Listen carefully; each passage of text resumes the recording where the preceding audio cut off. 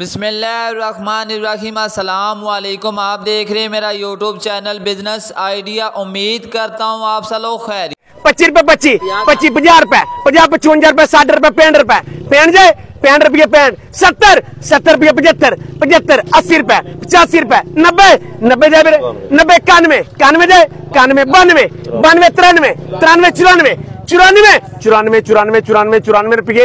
और माशाल्लाह गला मंडी रेमिया खान के अंदर पे आज गंदम का रेट में इजाफा देखा गया। और गला मंडी रेमिया खान के अंदर नए गंदम लाए बोले पर 2290 रुपए और साफ सुथरा माल 2310 रुपए तक सेल हुआ। और गला मंडी समुद्री के अंदर पे गंदम का रेट में आज इजाफा देखा गया। अब आहिस्ता आहिस्ता गंदा मार्केट दोबारा तेजी की तरफ चल पड़ी है। और गला मंडी समुद्री के अंदर साफ सुथरा माल 2300 रुपए इसलेगा 2350 रुपए और घरों वाले साफ सुथरा वीआईपी माल 2370 रुपए तक सेल हुआ। और अब सुबह पंजाब के अक्सर गला मंडिया के अंदर गंदम के रेट में आज जबरदस्त तेजी का रुझान देखा गया। और पंजाब के अक्सर गला मंडिया के अंदर आज गंदम 2250 रुपए इसलेगा 2350 रुपए और गला मंडी लाहौर की बात की जाए तो 2380 रुपए तक सेल हुआ।